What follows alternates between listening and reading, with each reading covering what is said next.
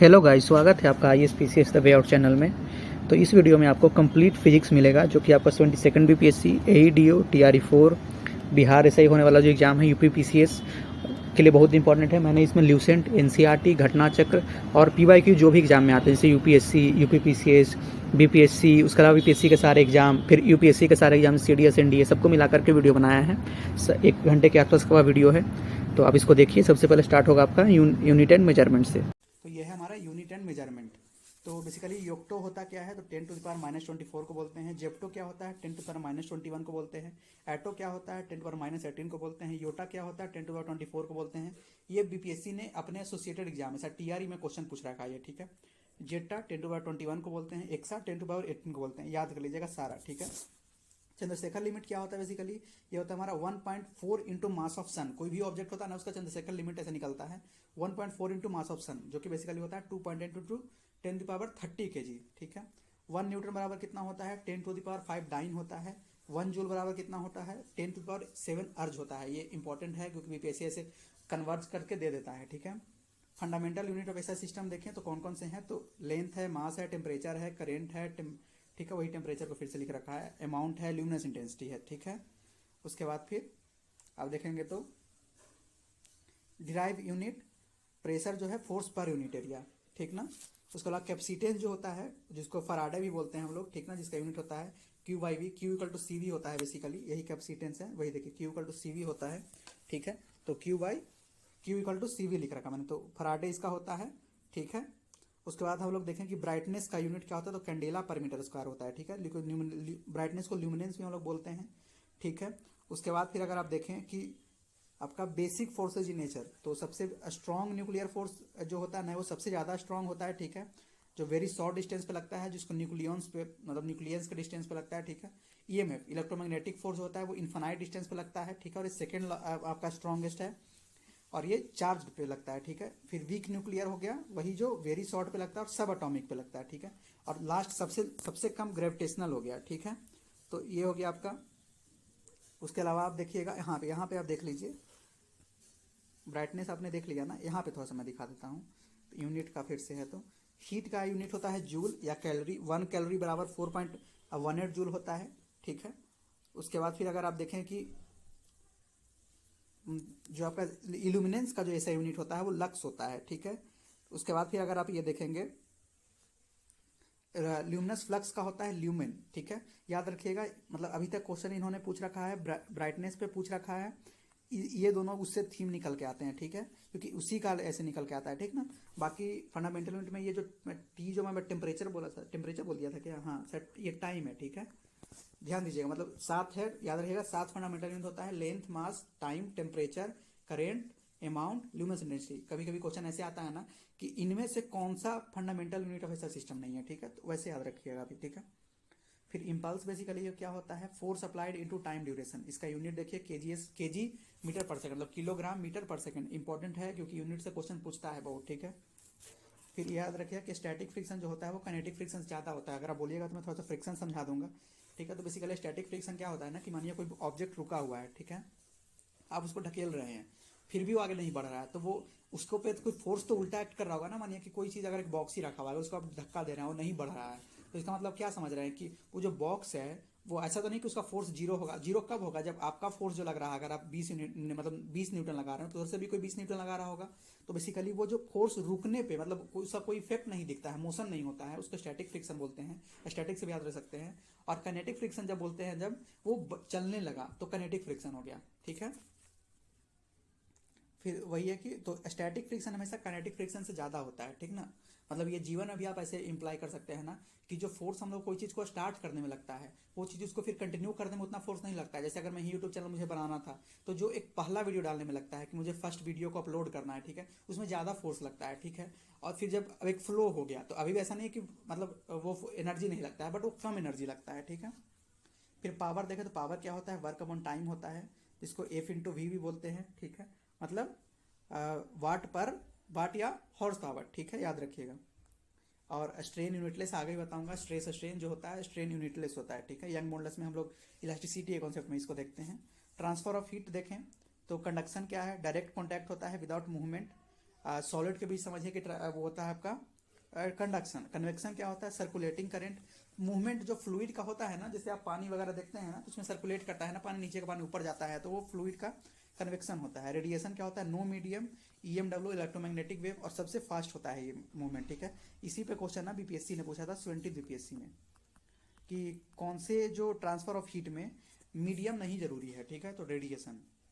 States of matter देखें तो solid का देखेंगे कि सॉलिड से लिक्विड जो होता है तो मेल्टिंग उसको बोलते हैं, लिक्विड से सॉलिड को फ्रीजिंग बोलते हैं, लिक्विड से जो वेपर बनता है तो इवेपोरेशन बोलते हैं, वेपर से लिक्विड कंडेंसेशन बोलते हैं, डायरेक्ट सॉलिड से अगर सॉलिड से वेपर हो रहा है सब्लिमेशन बोलते हैं, और ये इंडोथर्मिक प्रोसेस है। अब इंडोथर्मिक क्या होता है, मैंने केमिस्ट्री में बता रखा है कि इंडोथर्मिक में ना आपको हीट देना पड़ता है, ठीक है, उसको देना पड़ता है हीट, ठीक ना। और एक्सोथर्मिक में हीट रिलीज होता है, मैं इसको एग्जांपल ही बताऊंगा, ठीक है। वेपर से सॉलिड में डिपोजिशन होता है। ये ना एक बिहार एसआई का 2023 में पेपर हुआ था, ठीक है, बिहार एसआई का, जो काफ़ी एसआई बार भी लोग देखते हैं, ठीक है, कमेंट करते हैं वो भी। तो वो बताइएगा मुझे कि जो लास्ट पेपर हुआ है बिहार एसआई का, शायद 2023 वाला लास्ट हुआ है, उसमें ये क्वेश्चन था शाम वाले शिफ्ट में, सुबह वाले शिफ्ट का नहीं बता सकता, शाम वाले शिफ्ट में ये वाला क्वेश्चन था, ठीक ना। तो मतलब ये अच्छा क्वेश्चन है, ठीक है, होवरफ्रोस्ट मेथड ही बोलते हैं इसको, ठीक ना। एक और चीज़ और इसमें मुझे बताना था, हाँ, कि एक्सोथर्मिक और इंडोथर्मिक एग्जांपल आप ऐसे याद, हीट का इंडोथर्मिक का मैंने क्या बता दिया कि हीट इसको देना पड़ता है। एक्सोथर्मिक क्या होता है कि हीट रिलीज होता है। इसको कैसे एग्जांपल रखिएगा, दिमाग में रखिए। सॉलिड से वेपर बनाना है, तो आप सॉलिड को वेपर मतलब एक समझिए कि बर्फ से उसको मतलब उड़ा देना है करके इतना पानी, तो क्या करना पड़ेगा आपको? गैस को ऑन करना पड़ेगा, उसको इतना हीट देना पड़ेगा, तब ना वो होगा, ठीक है। लेकिन अगर आप उसको वेपर को सॉलिड बनाना है, ठीक है, तो आप उसको फ्रीज में रखें, तो फ्रीज क्या करता है बेसिकली, जो उसको हीट को निकाल देता है, ठीक ना, तो वो क्या है, रिलीज करता है, तो जो थर्मिक प्रोसेस हो गया, ठीक है। फिर याद रखिएगा कि impurities lowers the melting point, बहुत बहुत इंपॉर्टेंट है ये। यूपीएससी का जो जनरल साइंस 2013 के पहले क्वेश्चन आते थे ना, उसमें ये 3-4 बार क्वेश्चन पूछा हुआ है, ठीक है। फिर याद रखिए कि विथ इंक्रीज इन प्रेशर ना फ्रीजिंग पॉइंट बढ़ता है, मतलब क्या ध्यान दीजिए कि इम्प्यूरिटीज के कारण जो मेल्टिंग पॉइंट होता है वो लोअर हो जाता है, और जो फ्रीजिंग पॉइंट होता है बेसिकली वो प्रेशर के कारण बढ़ जाता है, ठीक है। फ्रीजिंग पॉइंट, और आप ये तो जानते ही होंगे मेल्टिंग पॉइंट क्या होता है, ठीक है। इसके बाद हम लोग देखेंगे कि एब्सोल्यूट जीरो टेम्परेचर किसको बोलते हैं, 0 केल्विन को बोलते हैं, 0 डिग्री सेल्सियस को नहीं बोलते हैं, याद रखिएगा, सेल्सियस पे एकदम काट दीजिए, केल्विन, ठीक है। फिर आप लोग अगर मेरा केमिस्ट्री का वीडियो देख के आए हैं तो बताइए कि स्टैंडर्ड टेम्परेचर स्केल किसको बोलते हैं, स्टैंडर्ड टेम्परेचर स्केल। केमिस्ट्री से ये क्वेश्चन पूछा हूँ, ठीक है, ये बीपीएससी पूछ चुका है अपने एग्जाम में। टाइप ऑफ वेपराइजेशन देखें तो इवापोरेशन होता है, जिसमें क्या होता है कि बॉइलिंग पॉइंट कम होता है, स्लो प्रोसेस है ये, ठीक है। बॉइलिंग में क्या होता है कि मतलब इवेपोरेशन और बॉइलिंग में डिफरेंस मैं बता रहा हूँ कि इवेपोरेशन में है कि बॉइलिंग पॉइंट से नीचे टेम्परेचर पे होता है, ठीक है। कि लेट सपोज वाटर का देखें ना, तो बॉइलिंग पॉइंट कितना है उसका, 100 डिग्री सेल्सियस है, तो उससे नीचे पे होगा आपका इवेपोरेशन, ठीक है। और उससे ऊपर पे अगर रीच कर जाते हैं बॉइलिंग पॉइंट को तो वही बॉइलिंग होने लगेगा, जो कि रैपिड प्रोसेस है, ठीक है। याद रखिएगा, इस पर तो बीपीएससी ने जाने कितना बार क्वेश्चन पूछता है, जितना तक मुझे याद है शायद 70 बीपीएससी में भी क्वेश्चन पूछा था, ठीक है। एक इस पे और एक फेमस इस पे क्वेश्चन बनता है कि जनरली इस पे क्वेश्चन बनता है, ऐसे मतलब ऐसे याद रखिएगा, मैं डायरेक्ट सब सेम लिखता हूँ, C/5 = 5 F-32/9, ठीक है। और बाकी आपको ये याद रहना चाहिए कि C जो होता है ना वो K-273 होता है, ठीक है।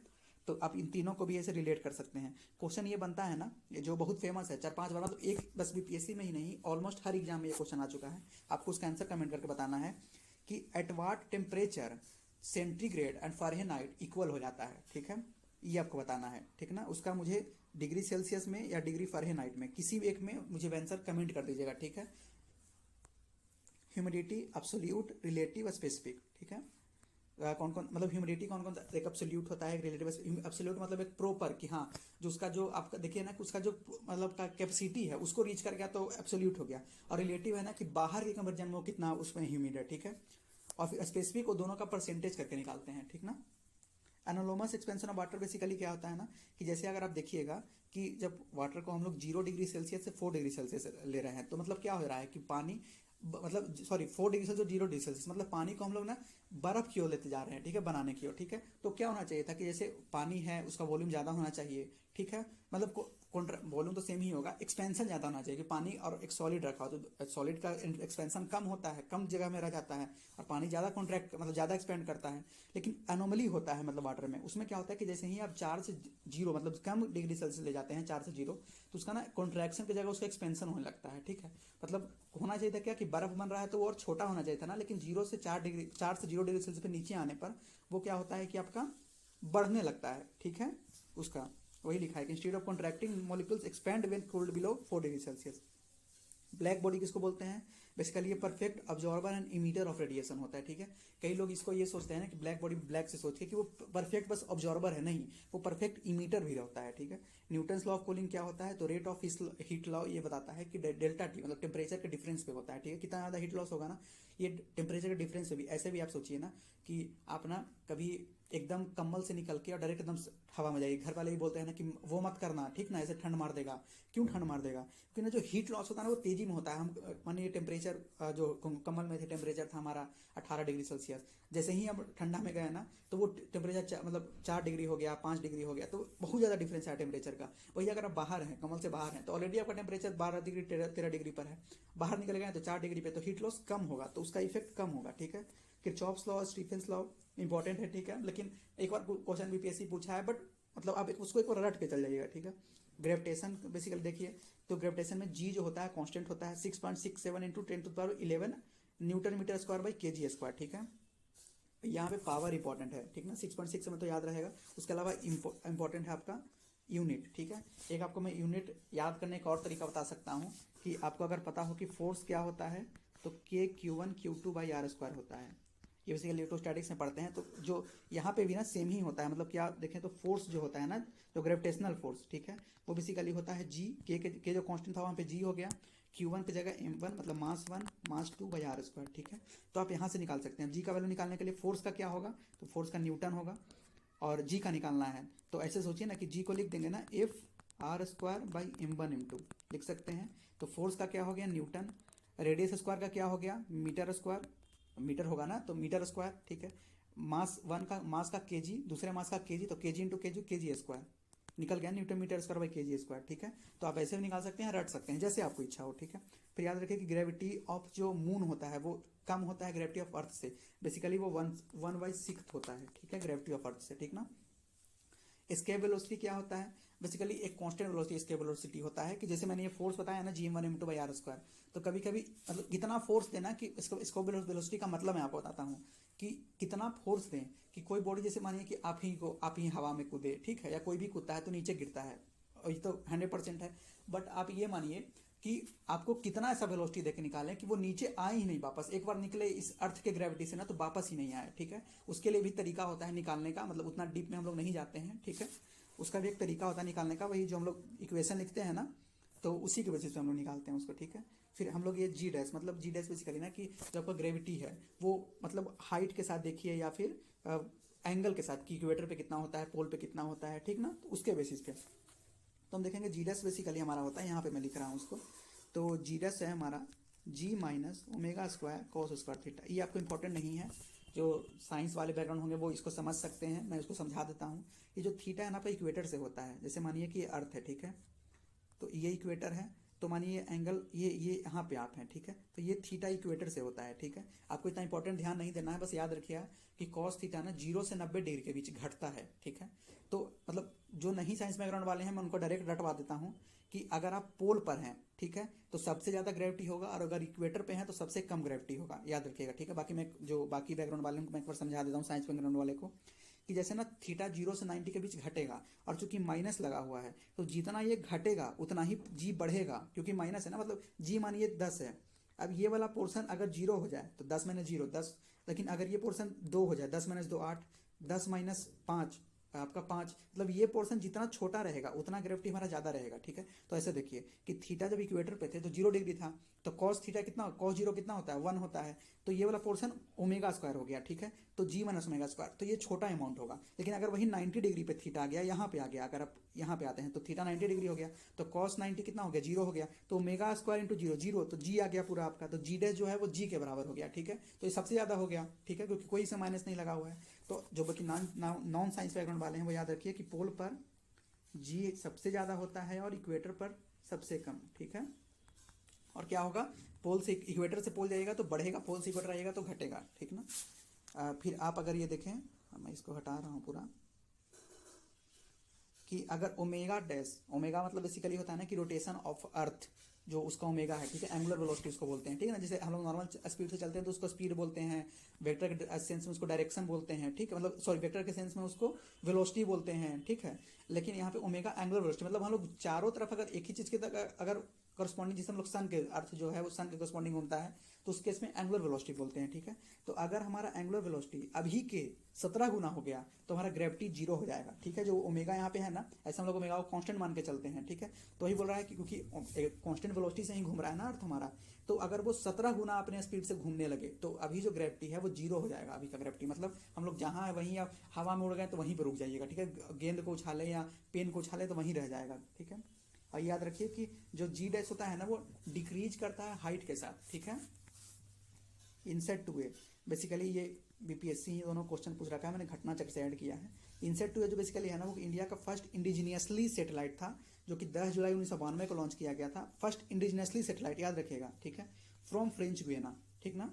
और आर्यभट्ट कौन था? फर्स्ट इंडियन सैटेलाइट था। इंडियन सैटेलाइट का मतलब क्या होता है ना, इंडिजिनियसली, इंडियन सैटेलाइट मतलब कि हम कहीं से माने ले के भी या बाई करके भी अपना लॉन्च किए, जो कि आर्यभट्ट था, ठीक है। 19 अप्रैल 1975 को लॉन्च हुआ था। और फर्स्ट इंडिजिनियस मतलब हमने खुद बना के किया था, जो कि था 10 जुलाई 1992 को लॉन्च हुआ था फ्रेंच गुयाना से। फ्रेंच गुयाना बताइए कि कौन से कंटिनेंट में पड़ता है, ठीक है, कौन से कंटिनेंट में पड़ता है, कमेंट करिएगा आप लोग।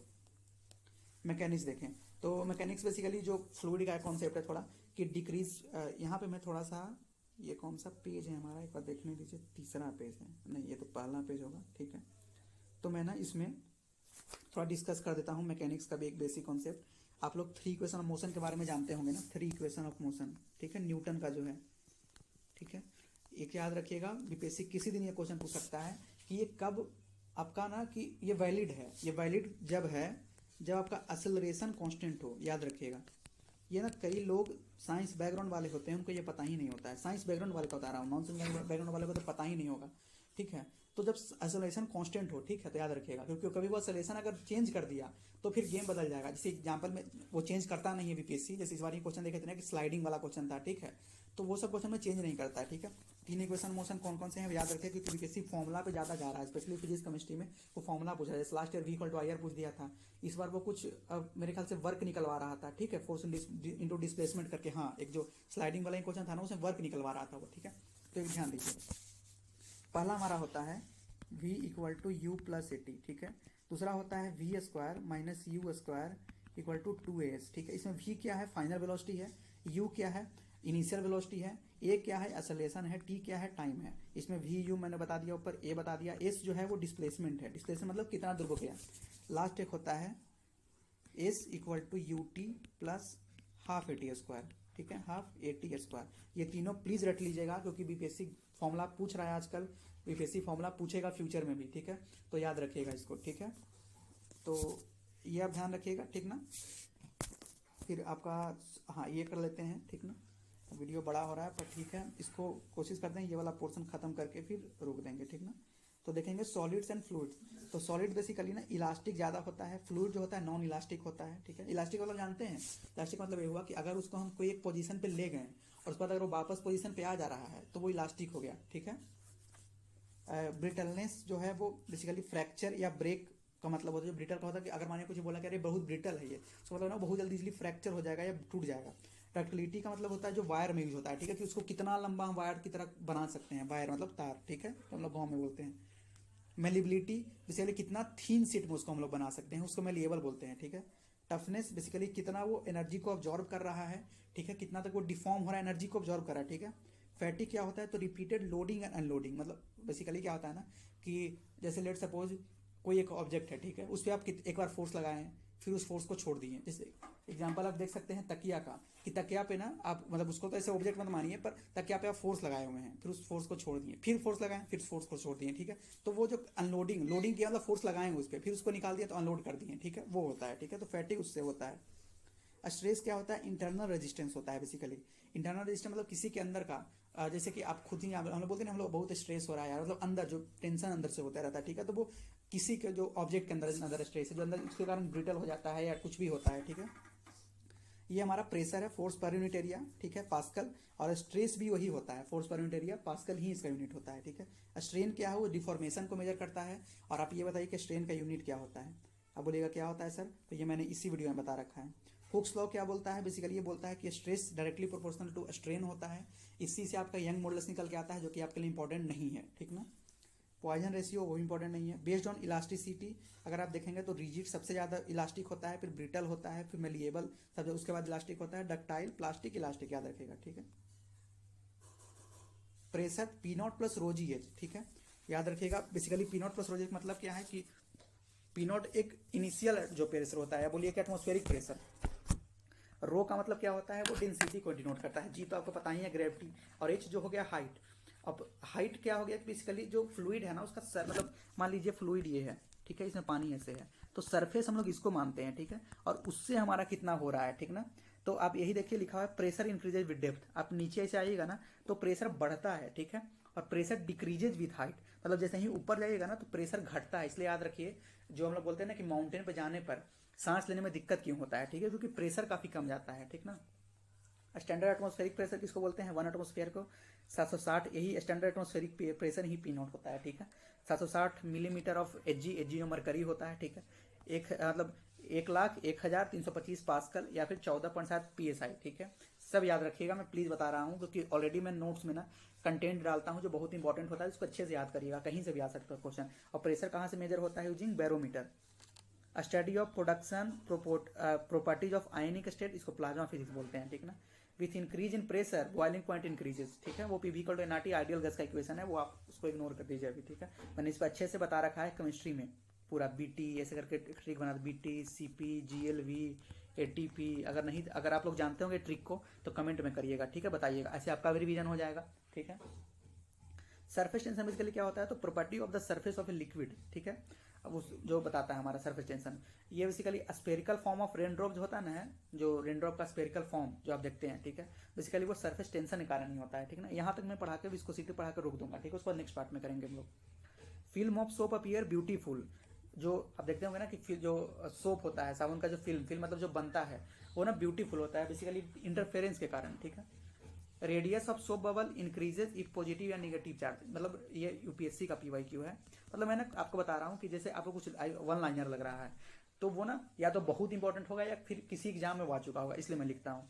तो बेसिकली अगर सोप बबल पॉजिटिवली चार्ज है नेगेटिवली चार्ज है, ठीक है, तो वहां पे रेडियस जो आपका होगा वो आपका इंक्रीज करेगा। Capillary tube fluid rises more than water, ठीक है, इन कैपिलरी ट्यूब जानते ही होंगे, जैसे मानिए ये आपका कैपिलरी ट्यूब हो गया, ठीक है। इसमें बेसिकली हम लोग ना फ्लूइड को ना फ्लूइड मैकेनिक्स के लिए सॉल्व करते हैं, तो उसमें प्रेशर वगैरह देखते हैं। Capillary tube fluid rises more than water at fluid surface tension is more, ठीक है, फ्लूइड जो है राइज करता है, ये सब क्वेश्चन आया हुआ है कि फ्लूइड क्यों जो राइज करता है वाटर से, ठीक है, क्योंकि फ्लूइड का जो सरफेस टेंशन होता है ना वो ज्यादा होता है। अब इसको सीटी हम लोग देखेंगे, ठीक है।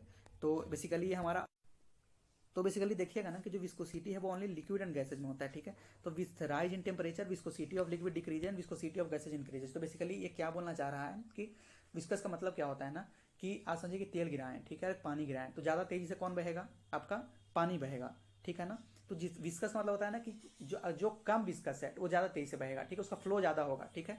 तो हम ऐसे भी सोचिए कि इस कॉन्सेप्ट को मैं समझा देता हूँ कि जैसे हम लोग टेम्परेचर बढ़ाते हैं तो तेल ही है तो और पतला होता है तेल, ठीक है, तो पतला होने के कारण मतलब पतला बोलना तो कुछ अलग वर्ड हो गया, मतलब और ज्यादा वो ना अच्छा से विस्कस होता है। उसके कारण क्या होता है ना कि उसका लिक्विड जो है वो घटता है, मतलब सॉरी, और ज्यादा का मतलब ये हुआ ना कि उसका फ्लो और ज्यादा अच्छे से होता है। तो विस्कोसिटी क्या हुआ? उसका घटेगा, मतलब और अच्छे से फ्लो करेगा। अगर मानिए एक नॉर्मल तेल को आप नीचे गिराएं और एक आप उसको ना और गर्म करके गिराएं नीचे, ठीक है, तो जो आपका विस्कोसिटी होगा वो चूंकि कम जाता है तो और अच्छे से फ्लो करता है, और गैस में उल्टा होता है, ठीक ना। और आपको इसका ऐसा यूनिट याद रखना है डेका पाव, जिसको केजी पर मीटर सेकंड बोलते हैं, ठीक है। उसके बाद इसका ये बेसिकली फॉर्मूला होता है विस्कोसिटी का, जिसको ईटा बोलते हैं। उसका फॉर्मूला होता है F/A dV/dx, ठीक है। ये इंपॉर्टेंट आपके लिए नहीं है, मैं इसे मुझे चूंकि जो एसआई यूनिट रखने में ना डायरेक्टली इसे दिक्कत होता है तो मैंने ऐसे फॉर्मूला उसका दिमाग में रखता हूँ, चूंकि मेरा बैकग्राउंड भी है जेई का, तो मुझे ये फॉर्मूला ज़्यादा अच्छे से याद रहता है। तो इसमें F जो ही फोर्स है, ए जो है आपका एरिया है, वी वॉल्यूम है, और एक्स आपका डिस्टेंस है, ठीक है, उससे निकल जा सकता है आपका। टर्मलाइन वेलोसिटी बेसिकली क्या होता है कि वेलोसिटी फर्स्ट इंक्रीज है एंड देन बिकम कांस्टेंट, ठीक है, कि टर्मिनल वेलोसिटी में क्या है ना कि एक समय पे वेलोसिटी बढ़ते बढ़ते ना वो कांस्टेंट हो जाएगा, उसी को टर्मिनल वेलोसिटी कहते हैं। अगर आप उसको ग्राफ बनाएं तो मानिए कि वेलोसिटी है ऐसे बढ़ते बढ़ते बढ़ते जब कांस्टेंट हो गया तो ये आपका टर्मिनल वेलोसिटी हो गया, ठीक है ना। उसका देखें क्रिटिकल स्ट्रीमलाइन फ्लो का बोलते हैं, स्मूथ ऑर्डरली फ्लूइड जो होता है, ठीक है, उसको बोलते हैं, ठीक ना। क्रिटिकल वेलोसिटी क्या है, maximum velocity which fluid motion is streamline, मतलब स्ट्रीमलाइन क्या हुआ कि स्मूथ और डरली फ्लूइड मोशन का वो मतलब आराम से चल रहा है वो, ठीक है। क्रिटिकल वेलोसिटी की कितना वेलोसिटी मैक्सिमम वेलोसिटी तक उसको ले जाएंगे ना कि वो वही सेम स्ट्रीमलाइन मूवमेंट को फॉलो करे। जैसे एग्जांपल आप ना इसमें भी देख सकते हैं कोसी में, ठीक है, कि जब वो आराम से कोसी चल रही है, ठीक है, तब तो वो मतलब स्ट्रीमलाइन फ्लो को फॉलो कर रही है। लेकिन अगर वो एक टाइम पे ऐसा होता है ना कि बहुत ज़्यादा वॉल्यूम के कारण उसका जो मैक्सिमम वेलोसिटी को वो क्रॉस कर जाती है, इसके कारण देखते हैं कि इधर उधर बाढ़ आता है, ठीक ना। तो यहाँ पे इस वीडियो को हम लोग रोकते हैं, बाकी फिर हम लोग वेव से स्टार्ट करेंगे। आपका हम लोग को वेव से स्टार्ट करना है, ठीक है। वेव पढ़ेंगे तो वेव देखिए कि बेसिकली दो तरह के वेव होते हैं, मतलब लॉन्गिट्यूडनल और ट्रांसवर्स वेव होता है, ठीक है। फिर इलेक्ट्रोमैग्नेटिक वेव एक होता है, ठीक है। तो मैकेनिकल के अंदर में ट्रांसवर्स वेव होता है और लॉन्गिट्यूडनल वेव होता है, ठीक है। मैकेनिकल के अंदर में है ना कि बेसिकली वो कि मीडियम चाहिए, ठीक है। बाकी उसमें हम लोग डिटेल में चर्चा करते हैं। ट्रांसवर्स वेव क्या है, जैसे साउंड वेव है ना, वो ट्रांसवर्स वेव है। तो इस वेव जो है सॉलिड मीडियम में चलता है, मतलब ट्रांसवर्स बेसिकली ना आपको सॉलिड मीडियम में चलेगा, ठीक है। लॉन्गिट्यूडनल वेव देखें तो जैसे साउंड हो गया, स्प्रिंग हो गया, पी वेव हो गया, ये ऑल मीडियम में चलते हैं, ठीक है, लॉन्गिट्यूडनल वेव, ठीक है। इलेक्ट्रोमैग्नेटिक वेव कौन से हो गए हैं, इनको कोई मीडियम का जरूरत नहीं रहता है, ठीक है, डज नॉट रिक्वायर मीडियम, ठीक है। वेवलेंथ रेंज इसका कितना होता है 10⁻⁻14 मीटर टू 10⁻4 मीटर, ठीक है। और ये न्यूट्रल होता है, मतलब किसी चार्ज को कैरी नहीं करता है, ठीक है। और इसको ट्रांसवर्स वेव भी बोलते हैं। इसके ट्रांसवर्स वेव ये होता है ना, और लॉन्गिट्यूडनल वेव जिधर मीडियम प्रोपेगेट कर रहा है उधर ही वो भी प्रोपेगेट करता है, ठीक है, आपका वेव भी। लेकिन ट्रांसवर्स वेव में क्या होता है ना कि मीडियम जो होता है, ठीक है, और जो आपका वेव होता है वो अब परपेंडिकुलर डायरेक्शन में प्रोपेगेट करता है, ठीक है। जैसे लाइट हो गया उसका एग्जाम्पल, ठीक ना। तो आप इसका जैसे velocity of light electromagnetic wave हो गया, तो ट्रांसवर्स वेव है, ठीक है। इसको इंट्रोड्यूस कौन इलेक्ट्रोमैग्नेटिक वेव किए थे, तो मैक्सवेल, इंट्रोड्यूस बाई मैक्सवेल। अब हम लोग डिटेल में पढ़ेंगे और अच्छे से एप्लीकेशन के साथ पढ़ेंगे। ये इतना आपको ल्यूसन में नहीं मिलेगा एप्लीकेशन। ये मैं चूंकि काफ़ी एग्जाम का ऐसे देखा हूँ क्वेश्चन कि कहाँ से कौन सा एप्लीकेशन पूछता है, उससे डाला हूँ, तो आप इसको जरूर से जरूर करिए। मैकेनिकल वेव, ये जो वेव वाला पोर्सन है ये बहुत ज़्यादा इंपॉर्टेंट है, ठीक है। तो हम लोग स्टार्ट करते हैं इलेक्ट्रोमैग्नेटिक वेव के डिफरेंट टाइप्स ऑफ वेव पढ़ने वाले हैं, उसमें एप्लीकेशन पढ़ने वाले हैं, ठीक है। तो बेसिकली गामा रे पढ़ेंगे सबसे पहले। तो मोस्ट एनर्जेटिक वेव बोलते हैं उसको, मतलब मोस्ट एनर्जेटिक का मतलब नहीं, इसका फ्रीक्वेंसी बहुत ज़्यादा होता है। सोर्स क्या इसका है, तो डीके, न्यूक्लियर, ठीक है, कॉस्मिक रेज के कारण इसका जो सोर्स है, एप्लीकेशन का क्या है, तो कैंसर सेल में है, पीटी स्कैन में है, नॉन डिस्ट्रक्टिव इंस्पेक्शन में है, ठीक है, स्टेरलाइजिंग में, स्टेरलाइजिंग में तो साफ वगैरह करना होता है जो है, रेडियो एक्टिविटी डेटिंग में है, ठीक है। डिसएडवांटेज क्या है कि सेल म्यूटेशन इस होने का इससे खतरा होता है, जैसे कैंसर सेल है ना तो सेल म्यूटेशन होने का खतरा इससे होता है। एक्सरे देखिए तो इसका आप देख सकते हैं कि जो लैम्डा वेवलेंथ जो होता है उसका क्या रेंज है, तो 0.01 नैनोमीटर से 10 नैनोमीटर। पेनिट्रेटिंग पावर इसका बहुत ज़्यादा होता है, ठीक है। एप्लीकेशन देखेंगे तो सीटी स्कैन में काम आता है, इंडस्ट्रियल में जैसे वेल्डिंग में काम आ गया, ठीक है। एयरपोर्ट के सिक्योरिटी स्कैनिंग में काम आता है, ये क्वेश्चन आ चुका है, ठीक है। ये यूपीएससी ने शायद सीडीएस में किसी ईयर पूछा है कि जो आपका एयरपोर्ट के सिक्योरिटी स्कैन में किस काम आता है एप्लीकेशन का, ठीक है। एटॉमिक स्ट्रक्चर में बेसिकली जो है ना हम लोग एक्सरे देखते हैं, ठीक है। नॉन इन्वेजिंग इमेजिंग में देखते हैं। डिसएडवांटेज है कि डैमेज टू लिविंग टिश्यू को डैमेज कर सकता है। यूवी रे देखेंगे, यूवी रे 3 प्रकार का होता है, यूवी ए बी सी, ठीक है। लैम्डा के हिसाब से देखें ना तो सबसे ज़्यादा यूवी ए होता है, फिर यूवी बी होता है, फिर यूवी सी होता है, ठीक है। और एनर्जी के अनुसार से देखें तो यूवी सी का ऐसे भी देखिए ना, याद रखिएगा एक फॉर्मूला होता है V=F लैम्डा, मतलब कि V जो है ना आपका वेलोसिटी है, ठीक है, और फ्रीक्वेंसी F हो गया और लैम्डा वेवलेंथ हो गया, ठीक है। तो आप देखिए कि वेलोसिटी जनरली कांस्टेंट मान के चलते हैं, ठीक है ना। तो आप देखिए कि अगर फ्रीक्वेंसी बढ़ेगा तो लैम्डा घटना पड़ेगा। जैसे एग्जांपल दें, अगर V जो है 20 है तो मान लीजिए लैम्डा 4 हो गया और सॉरी फ्रीक्वेंसी 4 हो गया और लैम्डा 5 हो गया। अब मानिए हमको फ्रीक्वेंसी बढ़ा के 10 कर दिए, तो क्या हमारा लैम्डा कितना हो जाएगा, 2 हो जाएगा, 10⁻20, क्योंकि ये कांस्टेंट रखना है, ठीक है। इसके कारण दोनों इन्वर्सली होता है, तो जिसमें आपको लैम्डा ज़्यादा दिखेगा फ्रीक्वेंसी कम दिखेगा। जैसे मैंने यहाँ पे कहा कि गामा रे मोस्ट एनर्जेटिक है, मतलब उसका फ्रीक्वेंसी सबसे ज़्यादा है, तो उसका ऑब्वियसली लैम्डा बहुत कम होगा। जैसे यहाँ पे देखें ना तो नैनोमीटर में लैम्डा एक्सरे का चल रहा है, ठीक है। ये आपका ना डिक्रीजिंग ऑर्डर ऑफ फ्रीक्वेंसी में चलेगा, ठीक है, मतलब फ्रीक्वेंसी कैसे डिक्रीज हो रहा है उस ऑर्डर में हम लोग पढ़ रहे हैं। यूवी देखें, ठीक है, तो चूंकि इसका एनर्जी देखें ज़्यादा होता है, ठीक है, तो 95% यूवी रेडिएशन जो है ना वो यूवी यही का होता है। विटामिन डी यूवी बी जो है विटामिन डी सिंथेसिस में काम आता है, और मोस्ट हार्मफुल यूवी सी होता है। क्यों? क्योंकि इसका एनर्जी बहुत ज़्यादा होता है, फ्रीक्वेंसी वही, ठीक है, जो कि मैंने 1 लिख रखा है। 1 2 3 का मतलब ये मत समझिएगा ना कि ये मतलब 1 मतलब सबसे कम नहीं, 1 मतलब सबसे ज़्यादा, उसको रैंकिंग के बेसिस मैंने रख रखा है, ठीक है। एप्लीकेशन इसका क्या है, तो स्टेरलाइजिंग में काम आता है, वाटर प्यूरिफिकेशन में काम आता है यूवी रे, फिंगरप्रिंट में काम आता है, बॉडी फ्लूइड में काम आता है, फोर्जरी इन करेंसी चेक करने में काम आता है। ये PYQs है, ठीक है। उसके बाद आप विजुअल रे देखें तो आपको इसमें 2 चीज़ याद रखना है, 400 से 700 नैनोमीटर या कहीं पे आप देखेंगे तो 380 से ऐसे करके भी दिया रहेगा, पर अप्रॉक्स यही नैनोमीटर में बोल रहा हूँ, ठीक है। और एंगस्ट्रम में वो उसको कन्वर्ट करता है। बेसिकली क्या होता है ना कि 1 एंगस्ट्रम बराबर समझिए 10⁻⁻1, मतलब ऐसे याद रखिएगा कि 1 नैनोमीटर क्या होता है, 1 नैनोमीटर होता है 10⁻⁹, और 1 एंगस्ट्रम बराबर होता है 10⁻⁻10, ठीक है। तो यही 4000 से 7000 एंगस्ट्रम हो जाएगा, ठीक ना। ये बीपीएससी 2 बार लगातार ईयर में क्वेश्चन पूछ चुका है, बस यूनिट को बदल बदल के, ठीक है। उसके बाद देखें तो ब्लू लाइट है जो शॉर्टर वेवलेंथ, ये तो आप देख सकते हैं, एंड हायर फ्रीक्वेंसी आगे मैं अच्छे से पढ़ाऊंगा। फिर विविग्योर इसको बोलते हैं कि विविग्योर में आप वी से आर की तरफ जाते हैं ना तो लैम्डा आपका बढ़ता है, यानी फ्रीक्वेंसी आपका घट रहा होगा। एप्लीकेशन देखें तो fibre optics, photography and illumination में काम आता है, ठीक है। उसके बाद इंफ्रारेड का देखेंगे तो ये जो है आपका हीट से एसोसिएटेड होता है। जहां भी हीट से क्वेश्चन आए ना वहां आप इंफ्रारेड अगर नहीं दिमाग में आ रहा है तो मारिएगा, ठीक है। ये बीपीएससी 70 बीपीएससी में क्वेश्चन पूछा था, उसके पहले 69 बीपीएससी में क्वेश्चन दोनों सेम डिटो रिपीट किया था, ठीक है। तो इंफ्रारेड देखेंगे तो एसोसिएटेड विथ हीट है। Emitted by all object, her object emit करता है। एप्लीकेशन क्या है तो थर्मल इमेजिंग, थर्मल, ठीक है, हीट।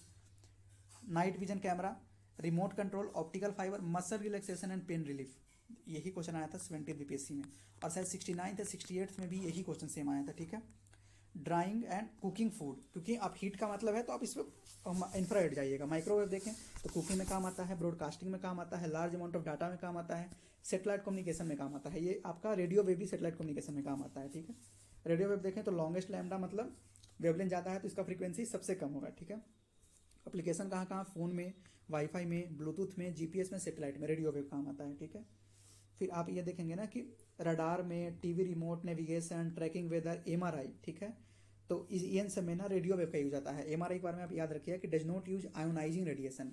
आयोनाइजिंग रेडिएशन मतलब क्या होता है ना कि आयोनाइज, आपको मैंने केमिस्ट्री में बताया था कि कोई मेटल जो है वो आयोनाइज कर जाता है, ठीक है, मतलब अपना इलेक्ट्रॉन डोनेट करता है, ठीक ना। अब हम लोग पढ़ेंगे कॉस्मिक रेज के बारे में जो बीपीएससी ने पूछ रखा है क्वेश्चन। बेसिकली चार्ज पार्टिकल होते हैं, not part of electromagnetic spectrum, ठीक है। ऐसे करके क्वेश्चन आया था कि which of these are not part of electromagnetic spectrum. उसमें उन्होंने विजुअल रेज दे रखा था, इंफ्रारेड दे रखा था, माइक्रोवेव दे रखा था, और एक कॉस्मिक रेज देखा था। तो आंसर होता है कॉस्मिक रेज। साउंड वेव देखें तो इसका ऐसा यूनिट क्या होता है, डेसिबल होता है साउंड वेव का, ठीक है। ऑडिबल कितना से कितना होता है तो 20,000 से 20,000 हर्ट्ज, ठीक है, याद रखिएगा। 20 से 20 किलो हर्ट्ज लिख देगा चुपचाप से, ठीक है, तो याद रखिएगा। इंफ्रासोनिक किसको बोलते हैं, अगर 20 हर्ट्ज से कम है तो इंफ्रासोनिक हम लोग को सुनाई नहीं देता है, क्योंकि हम लोग ऑडिबल कितना सुन सकते हैं 20 से 20,000 हर्ट्ज तक। हर्ट जो है ना वो इंफ्रासोनिक होता है, ठीक है, मतलब उसका जो आवाज होता है, एलिफेंट्स का, वेल का, मतलब बड़ा बड़ा जो है ना उसका देखिए तो इंफ्रासोनिक आवाज होता है। अल्ट्रासोनिक किसका होता है जो 20,000 से ज़्यादा, ठीक है, जैसे डॉग हो गया, कैट हो गया, बैट हो गया, मस्क्यूटो हो गया। सोनार जो होता है, ठीक है, सोनार जानते होंगे, स्पीड ऑफ साउंड वाटर में वगैरह मेजर करते हैं। बैट तो प्रोड्यूस भी करता है अल्ट्रासोनिक साउंड, ठीक है। फिर स्पीड ऑफ साउंड देखें तो सॉलिड में ज़्यादा होता है स्पीड ऑफ साउंड, और गैस में कम होता है। क्यों? क्योंकि इलास्टिसिटी और डेंसिटी पे डिपेंड करता है ऑफ स्पीड ऑफ साउंड, ठीक है। फिर फ्रीक्वेंसी जो होता है रिमेन्स अनचेंज्ड, फ्रीक्वेंसी, क्योंकि ना फ्रीक्वेंसी अनचेंज इसलिए होता है क्योंकि फ्रीक्वेंसी आपका जो सोर्स पे डिपेंड करता है, ठीक है। ये डॉपलर इफेक्ट में हम लोग साउंड, जब साउंड ऑफ ऐसा पढ़ते थे ना, जो वेव बेसिकली बोले वेव ऑप्टिक्स पढ़ते हैं, 11th का है, जब हम लोग मतलब जेई का तैयारी करते थे तो उसी टाइम हम लोग को ये बताया जाता था कि फ्रीक्वेंसी, ये बीपीएससी भी क्वेश्चन पूछता है, ठीक है। मैं कई मॉक में भी देख चुका हूँ कि कौन जो इसमें से है वो अपना मीडियम चेंज होगा तो अब उसका वो नहीं बदलेगा, तो फ्रीक्वेंसी उसका होता है, क्योंकि सोर्स पर डिपेंड करता है। जैसे मैंने एक लाइट में दिया, हवा में लाइट मारा और पानी तक लाइट मार रहा हूँ, ठीक है। जैसे एक बोतल पे लाइट मार रहा हूँ तो वो पानी से अंदर गया, हवा से अंदर गया, मतलब हवा में रहा और कुछ देर पानी में घुसा, ठीक है। तो वो ना उसका मीडियम चेंज होने के साथ ना वो चेंज नहीं, फ्रीक्वेंसी चेंज नहीं होगा, क्योंकि सोर्स क्या है, मेरा भी टॉर्च ही है, ठीक है, या लाइट ही है वो। इफेक्ट ऑफ स्पीड देखें तो इंडिपेंडेंट ऑफ प्रेशर होता है, increases with increase in temperature, temperature बढ़ाने के साथ साउंड बढ़ता है। ह्यूमिड एयर जो होता है उसका कारण डेंसिटी घटता है, यहाँ से आप देख सकते हैं, उसके कारण नीचे वाला पोर्शन छोटा होता है तो नेट बड़ा होता है, ठीक है, तो बढ़ता है, ठीक है। ये आप उतना फोकस इसको मत करिए। और डिक्रीजेज विथ अल्टीट्यूड, मतलब हाइट बढ़ने के साथ ना ये डिक्रीज होता है। इंटेंसिटी ऑफ साउंड देखें तो इनवर्सली प्रोपोर्शनल टू डिस्टेंस का स्क्वायर होता है। ऐसे भी याद रखिए ना कि चूंकि वो मतलब एरिया के कॉरस्पॉन्डिंग होता है, ठीक है ना, तो याद रखिएगा कि जितना दूर जाइएगा उतना आवाज का वो इंटेंसिटी कम होता है ना, ठीक है। यूनिट क्या है तो वाट पर मीटर स्क्वायर है, ठीक है, इंटेंसिटी ऑफ साउंड का। और आप बताइए कि साउंड का यूनिट क्या होता है, लाउडनेस का जो एम्पलीट्यूड पर डिपेंड करता है, ठीक है, लाउडनेस। ऐसा यूनिट क्या होता है, बेल या फोन होता है, ठीक है। पिच जो है, ठीक है, वो डिपेंड करता है फ्रीक्वेंसी पे, याद रखिएगा। With increase in frequency pitch बढ़ जाता है और आवाज श्रीलर होता है, ठीक है। इको कितना होता है हमारा 16.6 मीटर जो इको होता है, इको मतलब ना कि हम कुछ बोले और वही चीज़ रिपीट हुआ, ठीक है, उसको बोलते हैं echo. Minimum distance 16.6 metre. Persistence of ear क्या होता है, तो 1/10 सेकंड होता है, याद रखिएगा, जब आता है क्वेश्चन। सब सोनिक क्या होता है, 1 मैक से कम स्पीड, ठीक है। फिर ट्रांस सोनिक क्या होता है, एकदम एकदम 1 मैक हो तो। सुपरसोनिक ग्रेटर देन 1 मैक और हाइपरसोनिक ग्रेटर देन 5 मैक, ठीक है। ये मिसाइल में काम आता है बेसिकली।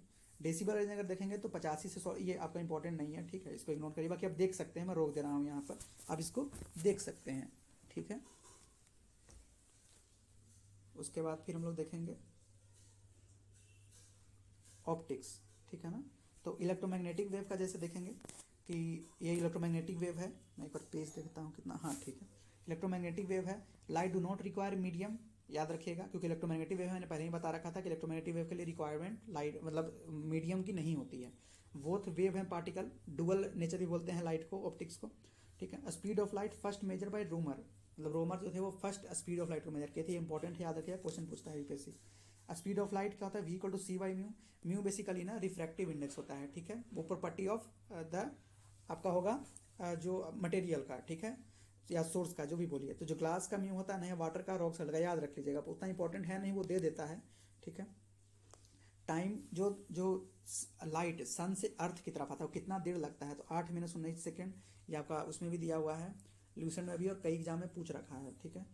टाइम जो है वो reflected from moon to earth, moon से अर्थ के तरफ रिफ्लेक्ट होकर कितना देर में आता है, तो 1.28 सेकेंड, ठीक है।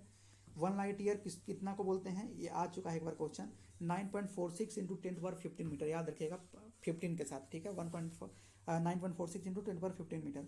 उम्रा बेसिकली क्या होता है कि जहाँ लाइट नहीं पहुँच पाता उसको उम्रा बोलते हैं, ठीक है ना, याद रखिएगा। मिरर का जो आप मिरर पढ़ते हैं तो उसका फॉर्मूला होता है इक्वेशन का, मिरर इक्वेशन जो 1/v plus 1/u equal to 1/v क्या होता है, फाइनल ऑब्जेक्ट कहाँ पे बन रहा है, u क्या होता है, फाइनल ऑब्जेक्ट का इनिशियल ऑब्जेक्ट कहाँ पे रखा हुआ है, ठीक है, और f क्या होता है आपका फोकल डिस्टेंस, ठीक है, focal length, sorry focal length बोलते हैं, ठीक है। कनकेव मिरर क्या होता है बेसिकली, ऐसे देखिए ना, इस तरह से पॉलिश होता है, ये कनकेव मिरर होता है, यहाँ पे f जो फोकल लेंथ हो गया, यहाँ पे r आपका होता है बेसिकली, या ठीक है, 2f बोलिए, r बोलिए, ठीक ना। उसके बाद फिर अगर आप देखेंगे कि कनकेव पर कहाँ कहाँ इमेज बनता है, इसमें ना एक तो आपको बेसिकली दो जो लाइट का रूल होता है ना, बेसिकली एक तो होता है ना कि हमेशा जो लाइट है अगर जितने एंगल से, मानिए जैसे लाइट ऐसे आया, ठीक है, तो यहाँ पर एंगल मानिए बना, ठीक है, तो ये थीटा बना, तो रिफ्लेक्ट भी ना थीटा ही एंगल से करेगा, ठीक है, वो एक वो बोलता है, ठीक है। दूसरा ये बोलता है ना कि जिस तरफ से लाइट आ रहा है उस तरह से वापस भी वो रिपीट हो जाएगा, ठीक है ना, उस तरीके से, ठीक है। और एक मतलब ये तो मैं पहला ही का बताया, दूसरा ये बोलता है कि आपका नॉर्मल इन जो आपका आया हुआ इंसिडेंट रे और रिफ्लेक्टेड रे तीनों एक प्लेन में ही होता है, ठीक है। ये आपका दो लॉज ऑफ बोलिए कि रिफ्लेक्शन ऑफ लाइट बोल दिएगा, ठीक है, लॉज ऑफ रिफ्लेक्शन का एग्जांपल है, सेम लॉज ऑफ रिफ्लेक्शन में भी चलता है, ठीक है, ऑलमोस्ट। कनकेव मिरर देखिए तो रियल एंड इन्वर्टेड इमेज हमेशा बनता है, एक्सेप्ट अगर फोकस एंड पोल के बीच रहा ना, मतलब फोकस इसको पोल बोलते हैं, ठीक है, पोल, तो इनके बीच रहेगा तो आपका जो आपका वर्चुअल इमेज बनेगा, बाकी रियल एंड इन्वर्टेड इमेज बनेगा। अब मैं एक बार आप लोग बोलिए तो मैं बता देता हूँ वो भी, ठीक है, मैं अपने नोट्स में वो नहीं बता देता हूँ आपको कि अगर जो बेसिक नॉन मैथ्स बैकग्राउंड वाले होंगे, ठीक है, उनके लिए, ठीक है। तो जैसे आप देखें कि ये हमारा कनकेव मिरर है, ठीक है, हमारा यहाँ पे फोकस है, यहाँ पे आर है, तो इन्फिनिटी का तो देखिए कैसे होगा कि जो भी लाइट इन्फिनिटी से आएगा, ठीक है, वो फोकस पे इमेज बनाएगा, ठीक है, मतलब फोकस पे आपका इमेज बनेगा। 2 रेज कम से कम जरूरी होता है हमको अगर इमेज बनाना है तो, ठीक है।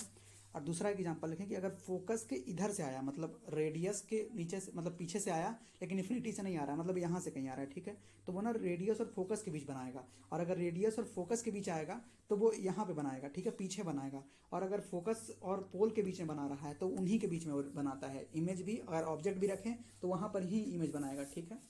तो बेसिकली अब आप सोचिए कि ऐसे कैसे, तो याद करने का तरीका ये है ना कि मुझे बताया कि अगर लाइट जहाँ से आ रहा है वहाँ वापस ट्रेस भी हो जाएगा, पीछे भी चल जाएगा, ठीक है। तो अगर लाइट यहाँ से आ रहा है, ठीक है, तो ऐसे देखिए, ठीक है, और यहाँ पे इमेज बना रहा है, तो अगर यहाँ पे इमेज बनेगा तो ऐसे ही लाइट वहाँ पर भी जाएगा ना, इस तरीके से, और यहाँ पे इमेज बनेगा, ठीक है, मतलब आर के पीछे बनेगा, ठीक ना, तो याद रखिएगा।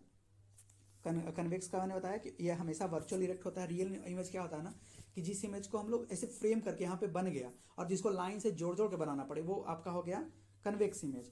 तो बेसिकली ऑलवेज वर्चुअल होता है। इरेक्ट एंड डिमिनिश, इरेक्ट मतलब, और इरेक्ट और इन्वर्टर मतलब उल्टा इमेज बनता है। जैसे हम लोग ही नॉर्मल जो इमेज देखते हैं ना उसमें, ठीक है, देखिए कान इधर का इधर दिखाता है, ठीक है, तो वो इरेक्ट मतलब इन्वर्टेड होता है, अब उल्टा आपको उल्टा करके दिखा देगा, ठीक है।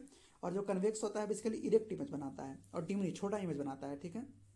डाइवर्जिंग इसको बोलते हैं, कनकेव को कन्वर्जिंग बोलते हैं। तो कहाँ कहाँ यूज आता है, सेविंग ग्लास में यूज आता है। कन्वर्जिंग से याद रखिएगा कि जहाँ भी आपको आपके इमेज को ना ज़्यादा थोड़ा जूम करके देखना है, ठीक है। तो ऐसे भी देखिए कि यहाँ पे डिमनिस लिखा है, तो कन्वेक्स में उसको छोटा करके देखना होगा, ठीक है। तो जैसे अब गाड़ी है, ठीक है, तो गाड़ी में हम लोग ना कन्वेक्स मिरर यूज़ करते हैं। क्यों करते हैं, क्योंकि गाड़ी में हम लोग को पीछे से पूरा देखना होता है ना कि कौन सा ट्रक आ रहा है क्या, या क्या आ रहा है क्या, ठीक है। तो इसलिए कन्वेक्स मिरर, क्योंकि उसमें पूरा ट्रक आ जाता है। लेकिन आप कनकेव मिरर रखिएगा तो ट्रक में भी उसका टायर आया, में भी उसका थोड़ा सा जगह है, ठीक है। रिफ्रैक्शन से वही है। स्नेल्स लॉ क्या होता है, तो basically sine i by sine r constant बोलते हैं, ये इंपॉर्टेंट नहीं है, ठीक है। अब बेसिकली जो म्यू रिफ्रैक्टिव इंडेक्स हो गया वो लैम्डा के इन्वर्सली प्रोपोर्शनल होता है, ठीक है। और टेम्परेचर के इन्वर्सली प्रोपोर्शनल होता है, जिससे म्यू अब वायलेट जो होता है ना वो रेट से, जो रिफ्रैक्टिव इंडेक्स वायलेट का होता है वो रेट से ज़्यादा होता है, ठीक है। Refraction inversely proportional to lambda, कितना रिफ्रैक्ट होगा वो लैम्डा पर डिपेंड करता है, इन्वर्सली प्रोपोर्शनल। ऐसे रिफ्रैक्शन का एग्जांपल, ये बहुत बीपीएससी का था, ये फेवरेट क्वेश्चन है। Twinkling of star, bending of object in liquid, oval shape of sun, mirage, ठीक है, जो टेरेस्ट्रियल हीटिंग बेसिकली जो होता है, ठीक ना, ये सब रिफ्रैक्शन का एग्जांपल है, ठीक है। कि twinkling of star, bending of object in liquid, oval shape of sun, TIR total internal reflection. Basically क्या होता है ना ये कि हम लोग जैसे मानिए कि ये आपका प्लेन हो गया, यहाँ से कोई चीज़ रिफ्रैक्ट करके आया, मतलब आया इंसिडेंट, और आपको ये पता होगा कि अगर ये भी मैं बता देता हूँ कि अगर डेंसर से रेयर में जाता है तो ये मानिए कि इसको ऐसे ऐसे जाना कैसे चाहिए था, मतलब ऐसे सोचिए कि इस तरीके से जाना चाहिए था, ठीक है। लेकिन जब डेंसर मानिए कि ये मीडियम है, ठीक है, और ये रेयरर मीडियम है, तो जब डेंसर से रेयर आता है ना तो नॉर्मल इसको जाना इसे चाहिए था, बट नहीं और दूर होके जाएगा नॉर्मल से, ठीक है। लेकिन अगर रेयर से डेंसर में जाते हैं, ठीक है, तो ना वो अगर मान लीजिए उल्टा केस रहता, ठीक है, तो वो ना इधर से और आता, उसको इससे और मतलब नॉर्मल तरफ सट के जाता, ठीक है, पास में आके जाता, ठीक ना। तो याद रखिएगा कि रिफ्रैक्ट कितना होगा, जैसे ये कम रिफ्रैक्ट हुआ, ये ज़्यादा रिफ्रैक्ट हुआ, ठीक है, बेसिकली इससे एंगल निकालते हैं, ठीक ना। तो कितना रिफ्रैक्ट हुआ, ठीक है, वो लैम्डा मतलब वेवलेंथ भी डिपेंड करता है। जैसे विवियोर का मैंने क्या होता है कि विवियोर का क्या है कि रिफ्रैक्टिव इंडेक्स ज़्यादा मतलब वेवलेंथ कम है, तो रिफ्रैक्शन इसमें ज़्यादा होगा, ठीक है, क्योंकि इन्वर्सली है। तो टीआईआर का मैं एग्जांपल बता रहा था, सॉरी। टीआईआर हमेशा डेंसर से रेयर के टाइम में होता है। तो मानिए कि यहाँ गया, लेकिन कोई में यहाँ जाएगा, फिर यहाँ जाएगा, तो एक समय ऐसा आएगा ना कि जाते जाते ही इस तरीके से चलने लगे। जैसे एग्जांपल देता हूँ, तो भाई पूरा हट, हाँ ठीक है, कि सॉरी यार, देखिए इसको, जैसे नॉर्मल है, यहाँ आया, तो जाते जाते ऐसा हो सकता है ना कि यहाँ से क्रॉस करने लगे, ठीक है। तो मतलब नॉर्मल से 90 डिग्री बना लगे, साइन आर, आई नहीं, आई तो ये है, साइन आर, ठीक है। उस केस में हम लोग बोलते हैं कि T R total internal reflection, ठीक है, हो गया। जैसे स्पार्कलिंग ऑफ डायमंड उसका एग्जांपल है, मिराज एंड लूमिंग उसका एग्जांपल है, shining of air bubble, increase in duration of sun visibility, optical fibre, endoscope, ठीक है। मैंने वही लिख रखा कि साइनिंग से रिलेटेड, वो आपका टीआईआर में कभी ऐसे क्वेश्चन आए ना तो मारिएगा, ये बहुत इंपॉर्टेंट है। मतलब ये समझिए ना कि ये जो है पोर्सन, ये बीपीएससी का तो फेवरेट पोर्सन है यहाँ तक, स्कैटरिंग ऑफ लाइट तक, ठीक है। फिर हम लेंस में देखेंगे, तो लेंस में 1/v माइनस 1/f 1/f होता है, इसके ये रिफ्रैक्शन के लॉ को फॉलो करता है, ठीक है। तो पावर ऑफ क्या है इसका 1/f, जो बेसिकली जो पावर हम लोग निकालते हैं वो फोकल लेंथ की इनवर्सली प्रोपोर्शनल होता है। पावर का यूनिट क्या होता है, डायोप्टर, ठीक है। ये उतना इंपॉर्टेंट नहीं है, बस याद रखिएगा कि अगर रिफ्रैक्टिव इंडेक्स आपका सराउंडिंग का ज़्यादा है लेंस से, ठीक है, तो with increase in focal length power decrease होता है। एक बार ये क्वेश्चन शायद आ चुका है बीपीएससी में, इसलिए मैं लिख लिया था, बाकी उतना इंपॉर्टेंट नहीं है। कनकेव मिरर जो होता है मायोपिया में यूज होता है, टेलीस्कोप में यूज होता है। देखिएगा दूर दूर वाले में कनकेव मिरर, सॉरी लेंस का बात कर रहे हैं हम लोग, सॉरी। याद रखिएगा कि जो कनकेव मिरर होता है वो कन्वेक्स लेंस होता है, याद रखिए उल्टा होता है, ठीक है। Concave mirror convex lens, convex जो मिरर होता है वो कनकेव लेंस का काम करता है, तो उल्टा देखिएगा इसमें। कनकेव जो है मायोपिया में काम आएगा, टेलीस्कोप में क्योंकि दूर देखना है, ठीक है, दूर का चीज़ छोटा करके देखना है, तो कनकेव में। कैमरा लेंस जो होता है पीप होल होता है। कन्वेक्स को कहाँ देखते हैं, हाइपरमेट्रोपिया। मैग्नीफाइंग ग्लास, वही जो सेविंग ग्लास में जैसे कनकेव मिरर कैसे यूज आ रहा था, तो यहाँ पे convex mirror, convex lens use हो रहा है। माइक्रोस्कोप, ठीक है, मतलब ना थोड़ा जूम करके देखना है, ठीक है, मतलब जो मतलब बड़ा चीज को देखना है तो कनकेव लेंस और कन्वेक्स मिरर, ठीक है। डिस्पर्सन देखेंगे तो प्रिज्म और रेनबो जो है उसका एग्जांपल है, ठीक है, उसमें डिस्पर्सन शो होता है। डेविएशन देखेंगे, डिस्पर्सन में किसका ज़्यादा होता है, वॉयलेट का ज़्यादा होता है, रेड का कम होता है। रेनबोज देखेंगे क्यों हो रहा होता है, तो डिस्पर्सन और रिफ्रैक्शन के कारण। ये पूछा है 4-5-6 बार बीपीएससी कम से कम। उसका जो आउटर पार्ट होता है ना वो रेड होता है रेनबो का, और इनर पार्ट होता है वॉयलेट होता है, ठीक है। नोट सीट है 12 नोन, ये बीपीएससी का पीवाईक्यू है, ठीक है। आप नोट सीन मतलब आप रेनबो को ना 12 बजे दोपहर में नहीं देख सकते हैं, ठीक है। उसका देखिए कि ऑलवेज अपोजिट टू सन, सन के हमेशा अपोजिट होता है रेनबो, ठीक है। स्कैटरिंग ऑफ लाइट देखिए, इतना टाइम जा रहा है इसमें ना, हाँ। स्कैटरिंग ऑफ लाइट देखिए तो वो इनवर्सली प्रोपोर्शनल टू वेवलेंथ होता है। Maximum in violet, minimum in red. Example blue colour of sky, red colour of sun, distant mountains, hazy atmosphere, ठीक है। फिर टिंडल इफेक्ट क्या होता है, बेसिकली मिल्क इन वाटर, जो मिल्क को वाटर देखते हैं तो टिंडल इफेक्ट शो करता है। Light through a smoke, car headlight in fog, ये सब टिंडल जो इफेक्ट का एग्जांपल है, ठीक है। डिफ्रैक्शन ऑफ लाइट जो क्या है, basically bending of light waves around obstacle और या ओपनिंग, मतलब लाइट वेव को हम लोग बेंड कर रहे हैं एकदम छोटा ओपनिंग वगैरह से, ठीक है, ऑब्स्टेकल से। पोलराइजेशन क्या होता है कि when electric field oscillate in only one direction, electric field multiple direction में ऑसिलेट करता है, पता ही होगा आप लोग को, ठीक ना, नहीं पता है तो याद कर लीजिएगा, ठीक है। और जब एक डायरेक्शन में ऑसिलेट हो, मतलब हम लोग पोलराइज कर दिए एक चीज़ों को कि एक ही डायरेक्शन में जाओ, तो वो पोलराइजेशन हो गया। जैसे एप्लीकेशन में सनग्लास, उसे देखते हैं कि हम लोग जो मल्टीपल टाइम से रे आ रहा है उसको रोक के हम लोग एक मतलब एक डायरेक्शन देते हैं उसको। 3D मूवीज हो गया, LCD डिस्प्ले हो गया, थ्योरी ऑफ कलर देखेंगे, ठीक ना। तो बेसिकली थ्योरी ऑफ कलर क्या होता है कि जैसे ना अब देखिए कि प्राइमरी कलर जो होता है ब्लू, रेड, ग्रीन, और तीनों को जोड़ने पे व्हाइट बनता है। ये अकॉर्डिंग टू पोलेड है, according to pigment red, blue और व्हाइट को उन्होंने बोला था कि प्राइमरी कलर होता है, ठीक है। उसके बाद colour of bodies same in white and it sell black in other cases, ठीक है। मतलब वो मैं एग्जांपल आपको बताता हूँ कि जैसे यहाँ से देखिएगा, ये मैं ऐसे इल्यूशन में भी शायद दिया हुआ है, हाल्यूशन में भी दिया हुआ है, ठीक है, कि अगर आप ब्लू और रेड को मर्ज करते हैं, ठीक ना, तो मैजेंटा कलर बनता है, ठीक है, मजेंटा जो भी बोलते होंगे। ग्रीन और ब्लू को आपका सियान कलर का बनेगा, ग्रीन रेड को आपका येलो कलर बनेगा, ठीक है। और वही मैंने बता दिया पूरा, ठीक है। और यहाँ पे बीच में व्हाइट बनता है, मतलब अब ब्लू और येलो को मिलेगा तो व्हाइट बनेगा, ठीक है। ग्रीन और मैजेंटा को बुलाएगा मिलेगा तो व्हाइट बनेगा, ठीक है। और कलर ऑफ बॉडीज बेसिकली क्या होता है कि व्हाइट कलर में जो भी कलर है अब उसको डालिएगा तो सेम कलर शो करेगा, और अदर कलर में अगर डालते हैं उस चीज़ को देखते हैं उस तरीके से तो ब्लैक शो करता है, ठीक है। ह्यूमन आई देखें तो ह्यूमन आई बेसिकली यहाँ तक इसको करके यहीं पे जो है, हाँ ये खत्म करके इस वीडियो को रोकेंगे, ठीक है। ह्यूमन आई देखें तो कन्वेक्स लेंस जो है वो आपका ह्यूमन आई होता है, ठीक है। आपको कनकेव मिरर से याद है कन्वेक्स लेंस, ठीक है। इमेज ऑन रेटिना पे इमेज बनता है, दो विजन सेल इसके होते हैं, रोड सेल और कौन सेल। रोड सेल डेंसिटी बताता है, कौन सेल कलर बताता है। याद करने का तरीका CO से कौन, CO से कलर, ठीक है। फिर आपका फोकल लेंथ ऑफ नॉर्मल आई कितना होता है, 2 सेंटीमीटर होता है, याद रखिएगा, ठीक है। पावर क्या होता है, 1/f होता है, ठीक ना। मायोपिया जो है elongation of eye ball, focal length इसमें जो है वो डिक्रीज हो जाता है। Light focus on in front of retina के आगे लाइट फोकस करने लगता है, फोकल लेंथ कम हो जाता है, ठीक है। रेमेडी क्या है सर, कनकेव लेंस रेमेडी है, ठीक है। कनकेव लेंस क्या होता है बेसिकली, मतलब मायोपिया आप देखिए ना कि उसको बोलते हैं हम लोग शॉर्ट साइटेडनेस, ठीक है। तो कनकेव लेंस इसमें हमारा क्या करेगा, जो बेसिकली अब ऐसे कन्वेक्स मिरर से देखिए कि डिमनी छोटा करेगा उसको, ठीक है। तो बोलिए शॉर्ट साइटेडनेस में क्या है ना कि आपको दूर पास का दिखता है, दूर का नहीं दिखता है, तो उसको ना छोटा करेगा कि आपको दूर का भी दिखे।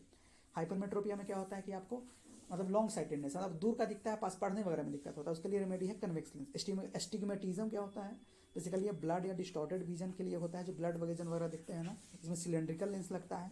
प्रेस बायोपिया क्या होता है, एज रिलेटेड ये दिक्कत होता है, बाईफोकल लेंस इसमें लगता है, दोनों फोकल लेंस, ठीक है। कैटरेक्ट देखिए तो क्लाउडिंग ऑफ लेंस होता है, ठीक है। सर्जिकल विथ इंट्राओकुलर लेंस, ठीक है। इंट्राओकुलर लेंस इसका रेमेडी में लिखा हूँ। नाइट ब्लाइंडनेस देखिए, ठीक है, जिसको निक्टोलोपिया भी बोलते हैं, जिसमें रोड सेल छोटा हो जाता है, बेसिकली आपका विटामिन ए की दिक्कत से नाइट ब्लाइंडनेस होता है, या पढ़े भी होंगे, ठीक है। उसके बाद कलर ब्लाइंडनेस जो है वो उसका कोई क्योर नहीं है कलर ब्लाइंडनेस का, ठीक ना। माइक्रोस्कोप टेलीस्कोप देखें तो सिंपल माइक्रोस्कोप जो है उसका फॉर्मूला जिससे कि उसका होता है कन्वेक्स लेंस सिंपल माइक्रोस्कोप होता है, उसका फॉर्मूला m=1+dy/f। कंपाउंड माइक्रोस्कोप देखेंगे तो 2 कन्वेक्स लेंस से बना होता है कंपाउंड, जिसमें कन्वेक्स लेंस का जो स्मॉलर फोकल लेंथ इसमें जरूरी होता है, ठीक है। ऑब्जेक्टिव और आईपीस इसमें दो जो भी टेलीस्कोप वगैरह बनता है ना या माइक्रोस्कोप, उसमें जैसे ऑब्जेक्टिव और आईपीस डाला जाता है, ठीक है। टेलीस्कोप 3 तरह का होता है, एस्ट्रोनॉमिकल, टेरेस्ट्रियल, गैलीलियन, बस इतना याद रखिए और डेप्थ में पढ़ने की जरूरत नहीं है। बाकी यहाँ पे है लिखा हुआ, आप चाहें तो उसको देख सकते हैं, ठीक है। बाकी हम लोग इलेक्ट्रिसिटी पढ़ेंगे अब। तो चार्ज, ठीक है, चार्ज का क्या होता है, कुलम होता है unit. Benjamin named as positive and negative charge, positive negative charge कौन किया था नेम, तो बेंजामिन किया था, ठीक है। उसके बाद फिर अगर आप देखें तो आपका वोल्टेज होता है, डीसी वोल्टेज होता है, एसी वोल्टेज होता है, ठीक है। अल्टरनेटिव वोल्टेज और डायरेक्ट वोल्टेज, ठीक है। तो डीसी वोल्टेज एग्जांपल है बैटरी, सोलर पैनल, और डीसी वोल्टेज है। और एसी का पावर जो हम लोग घर में पावर आता है ना, या बिजनेसेस वगैरह जो मतलब जो पावर जनरली यूज करते हैं हम लोग, ठीक है, वो एसी वोल्टेज का पार्ट है। रेजिस्टेंस जो है उसका यूनिट ओम होता है। विथ इंक्रीज इन टेम्परेचर बढ़ता है आपका रेजिस्टेंस, और सेमीकंडक्टर में घटता है। ये क्वेश्चन पूछने का ज़्यादा चांस होता है कि सेमीकंडक्टर में विथ इंक्रीज इन टेम्परेचर, ये शायद महाराष्ट्र पीसीएस में आया है इस बार क्वेश्चन, ठीक है। बेसिकली रेजिस्टेंस आपका डायमेंशन और मटेरियल पर डिपेंड करता है। रेजिस्टिविटी क्या होता है, ओम मीटर इसका यूनिट होता है। इंक्रीजेज विद टेम्परेचर होता है, वही सेमीकंडक्टर में उल्टा होता है, अभी मटेरियल स्पेसिफिक है। बेसिकली फॉर्मूला होता है रेजिस्टेंस का R equal to rho L by A, ठीक है। R ओम हो गया, क्योंकि रेजिस्टेंस का मैंने बता दिया। रो जो है वो रजिस्टिविटी है, यहाँ पे डेंसिटी मत देखिएगा, ठीक है। रजिस्टिविटी लेंथ एरिया, ऐसे देखिए R का ओम, ए इधर आ गया तो मीटर स्क्वायर, लेंथ का metre equal to resistivity, 1 metre से 1 मीटर कट गया तो ओम मीटर, ठीक है। पावर का फॉर्मूला होता है VI, ठीक है। इसको हम लोग पावर वाट भी बोलते हैं, ठीक ना। 1 हॉर्स पावर बराबर कितना होता है, 746 वाट होता है। 1 किलो वाट आवर बराबर कितना होता है, 3.6 गुना 10⁻6 जूल होता है। इस पे क्वेश्चन बीपीएससी ने पूछ रखा था इस बार इनडायरेक्टली, ठीक है। एनर्जी क्या होता है, पावर इंटू टाइम एनर्जी होता है, ठीक है। E equal to P into T. Coulomb's law क्या है, मैं ऊपर में देखिए जब ग्रेविटेशन पढ़ा रहा था ना तो बता रहा था कि मतलब ग्रेविटेशनल फोर्स जो है वो होता है G m1m2 by are square. तो वही देखिए इसी के बेसिस पर लिख रहा था ना कि एक फॉर्मूला होता है कुलम्स लॉ, के Q1 Q2 by are square, ठीक है। इसमें के का होता है 9 इंटू 10⁹ मीटर स्क्वायर। अब मुझे बताइएगा जी का कितना पावर होता है, ठीक है। 6.67 इंटू 10 की पावर कितना पावर, ठीक है। आप कमेंट करिएगा इसको। Current density basically vector quantity होता है, एक बार क्वेश्चन आ चुका है बीपीएससी में कि which of this following are not scalar quantity, तो करेंट डेंसिटी उसका आंसर था। कंडक्टर, इंसुलेटर, सेमी कंडक्टर को देखें तो कंडक्टर जो है मेटल में देखें तो copper, silver, gold, aluminium. Chemistry में बताया हूँ सिल्वर जो है सबसे बेस्ट कंडक्टर है। नॉन मेटल में ओनली जो नॉन मेटल कंडक्टर है ग्रेफाइट है। सॉल्यूशन देखें तो salt, water, acidic base conductor बन जाता है। इंसुलेटर माइका एग्जाम्पल हो गया, और बाकी जो लकड़ी वगैरह है ना सब इंसुलेटर का काम करता है, ठीक है। सेमी कंडक्टर देखें तो सिलिकॉन एंड जर्मीनियम जो होते हैं सेमी कंडक्टर होते हैं, ठीक है। उसके बाद डायोड जो है वो एज ए रेक्टिफायर यूज किया जाता है, बीपीएससी का क्वेश्चन इसमें डायरेक्ट लिख रखा हूँ। करंट इलेक्ट्रिसिटी देखेंगे, ठीक है। तो एमीटर होता है बेसिकली क्या, वो करंट को मेजर करता है, ठीक है। सीरीज में ये मेजर करता है, याद रखिएगा कि सीरीज और पैरेलल दो तरीके का सर्किट होता है, ठीक है। जैसे एग्जांपल देता हूँ कि मानिए सर्किट है और ऐसे ऐसे रेजिस्टेंस लगाए हैं, ठीक है। तो ये ना रेजिस्टेंस सीरीज में है, ठीक है। लेकिन अगर मानिए इस तरीके से लगाए हैं तो ये रेजिस्टेंस पैरेलल रेजिस्टेंस हो गया, ठीक है। तो आप ये देखिए कि एमीटर जो है करंट जो मेजर करता है वो सीरीज में होता है, वोल्ट मीटर जो है वोल्टेज जो मेजर करता है पैरेलल में होता है। आइडियल वोल्ट मीटर का रेजिस्टेंस कितना होता है, इनफाइनाइट होता है, ठीक है। गैल्वेनोमीटर अगर आप देखेंगे तो basically high resistance in series to make voltmeter, ठीक है। मतलब हम इसको देखेंगे ना कि गैल्वेनोमीटर का काम क्या है, तो basically small current in circuit, मतलब माइक्रो करंट, माइक्रो एम्पियर तक का करंट ये मेजर करता है सर्किट में। अब इसको हम लोग अगर वोल्ट मीटर बनाना है तो हाई रेजिस्टेंस देंगे इसको सीरीज में, और अगर मीटर बनाना है तो पैरेलल शंट देंगे मीटर में, ठीक है, को देंगे गैल्वेनोमीटर में, तो एमीटर बन जाएगा। इलेक्ट्रिक फ्यूज देखेंगे तो alloy of copper, tin, lead. Pure fuse किसका होता है, टीन का होता है। ये 21st बीपीएससी में क्वेश्चन आ चुका है। रेक्टिफायर क्या काम करता है, बेसिकली रेक्टिफायर जो होता है वो डायोड होता है, डायोड काम करता है रेक्टिफायर, और एसी से डीसी में वो काम करता है रेक्टिफायर, ठीक है। ट्रांसफार्मर जो है बेसिकली हमारा जो वोल्टेज जो होता है ना एसी का, कम वोल्टेज को उसको ज़्यादा करता है, हाई वोल्टेज में करता है, ठीक है। डायनामो जो है जनरेटर को बोलते हैं, मैकेनिकल से इलेक्ट्रिकल एनर्जी कन्वर्ट करता है। One of the most ask topic of BPSC है, आस्क टॉपिक ऑफ बीपीएससी, ठीक है। याद रखिएगा, इसको अच्छे से कर लीजिएगा। डायनामो जनरेटर मैकेनिकल से इलेक्ट्रिकल में कन्वर्ट करता है। इलेक्ट्रिक मोटर इलेक्ट्रिकल से मैकेनिकल में करता है। माइक्रोफोन साउंड से इलेक्ट्रिकल में करता है। लाउड स्पीकर इलेक्ट्रिकल से साउंड में करता है। सोलर से एनर्जी में इलेक्ट्रिकल में करता है।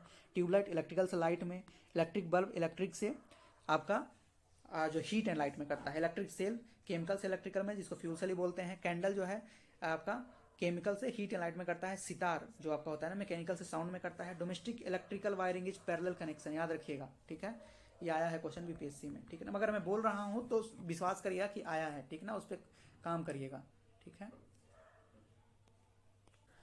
मैग्नेटिज्म पढ़ेंगे तो इसका नेचुरल मैग्नेट क्या होता है, जो ऑक्साइड ऑफ आयरन होता है ना उसको हम नेचुरल मैग्नेट बोलते हैं, ठीक है। मिडिल पार्ट ऑफ मैग्नेट जो होता है बेसिकली वो उसमें सबसे कम मैग्नेटिक पावर होता है, याद रखिएगा। जैसे मैग्नेट हुआ उसका मानी ये नॉर्थ पोल हो गया, ये साउथ पोल हो गया, ठीक है। तो ये पार्ट जो होता है ना वो सबसे कम इसका मिनिमम मैग्नेटिक पावर, क्यों, क्योंकि जैसे नॉर्थ पोल साउथ पोल एक दूसरे को ऐसे खींच रहा है तो पावर सबसे कम हो रहा है, ठीक है। मैग्नेटिक फील्ड डेंसिटी देखे ना, जिसका यूनिट टेस्ला होता है, या वेबर पर मीटर स्क्वायर होता है, या न्यूटन पर एम्पियर मीटर होता है, ठीक है। मुझे जितना तक याद है 20 बीपीएससी में ये क्वेश्चन पूछा था, ठीक है। ये वेक्टर क्वांटिटी होता है मैग्नेटिक फील्ड डेंसिटी, याद रखिएगा, ठीक है। और करंट डेंसिटी क्या होता है, स्केलर होता है, वेक्टर होता है, बताइएगा, तो मैं पढ़ा चुका हूँ, ठीक है। ऐसे बताइएगा, अगर नहीं याद रहे तो जाके देखिए उसको, ठीक ना। ऐसे याद ऐसे ही होता है, आप एक दिन बैठ के आप सोचिएगा कि याद होगा, फिर एग्जाम में छूटेगा। टाइप्स ऑफ मैग्नेटिज्म देखिए तो डायमैग्नेटिज्म, पैरामैग्नेटिज्म और फेरोमैग्नेटिज्म, ठीक है। तो डायमैग्नेटिज्म देखेंगे तो वीक होता है, वीकली रिपेल्ड। रिपेल्ड मतलब रिपेल्ड मतलब दूसरे, अट्रैक्ट और रिपेल क्या, अट्रैक्ट मतलब एक दूसरे को बुलाना, ठीक है, पास आना। रिपेल मतलब दूर करना, ठीक है। Not retain magnetism, magnetism repel मतलब रिटेन नहीं करता है। और इसका एग्जांपल देखिए, bismuth, zinc, copper, silver, gold, diamond, mercury, water. Example आता है कि डायमैग्नेटिज्म का एग्जांपल, ठीक है। अगर आप जो साइंस बैकग्राउंड वाले हैं तो ये भी याद रखें कि पेयर्ड इलेक्ट्रॉन इसमें होता है, ठीक है। बेसिकली हम लोग केमिस्ट्री में ना एमओटी पढ़ते हैं, केमिकल बॉन्डिंग में, मोलिकुलर ऑर्बिटल थ्योरी। आपको इंपॉर्टेंट होता नहीं है, हम लोग मतलब 11th में पढ़ते थे जेई के टाइम में, वहीं से ये निकल के आता है। पैरामैग्नेटिक क्या होता है, वीकली अट्रैक्टेड होता है, जैसे एग्जाम्पल देखें, aluminium, platinum, magnesium, oxygen, titanium, unpaired electron, ठीक है। फेरोमैग्नेटिक देखेंगे तो strong attraction, permanent magnet, example iron, निकल, कोबाल्ट, ठीक है। स्ट्रॉन्ग अट्रैक्शन होता है फेनिको, मैंने ट्रिगोना फेनिको, एफी आयरन, निको निकल और कोबाल्ट। एंटी फेरो देखें तो नो नेट इसमें मैग्नेटिक पावर होता है, और नील टेम्परेचर होता है जहां पर ये फेरोमैग्नेटिक बन जाता है, ठीक है। क्रू टेम्परेचर क्या होता है कि यह बीच फेरोमैग्नेटिक पैरामैग्नेटिक बन जाता है, ठीक है। फिजिकल क्वांटिटी देखेंगे तो परमिलिटी ऑफ, ये मैं एक्स्ट्रा लिख रखा हूँ, अब इस यहाँ पर इस पोर्शन को आगे ही बढ़ा सकते हैं, लेकिन मैंने चूंकि मैग्नेटिक फील्ड डेंसिटी से क्वेश्चन आ गया था इसलिए मैंने लिख लिया है, ठीक है। परमिलिटी ऑफ फ्री, ये मैंने एनसीईआरटी से लिखा है 12th के, ठीक है, मैग्नेटिज्म से। परमिलिटी ऑफ फ्री स्पेस जो स्केलर क्वांटिटी है, यूनिट क्या होता है, टेस्ला मीटर पर एम्पियर, ठीक है। एरिया नहीं है, एम्पियर है वो। ए मैग्नेटिक मोमेंट वो भी वेक्टर क्वांटिटी होता है, एम्पियर मीटर स्क्वायर होता है, ठीक है। मैग्नेटिक फ्लक्स क्या होता है, वेवर, ठीक है, तो स्केलर क्वांटिटी होता है, ठीक ना।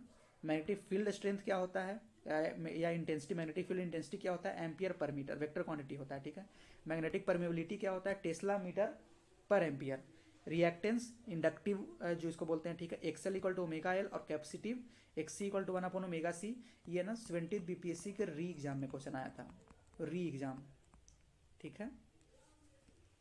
मतलब यहाँ पे से याद रखिएगा कि ओमेगा जो है ना, यहाँ से भी याद रख, मैं बता देता हूँ कि ओमेगा बराबर होता है 2πf, तो आप एक्सेल को ना 2πfl भी बोल सकते हैं, ठीक है। तो आपको क्वेश्चन एग्जाम में वैसे आया था कि कैपेसिटेंस जो है वो फ्रीक्वेंसी के कितने कैसे प्रोपोर्शनल है, तो ऐसे याद रखिए, एक्सी बराबर क्या है, कैपेसिटेंस, कैपेसिटिव जो, ठीक है, 1/2πfc, तो एफ नीचे हो गया ना, तो एक्सी से इन्वर्सली प्रोपोर्शनल हो गया, ठीक है, फ्रीक्वेंसी।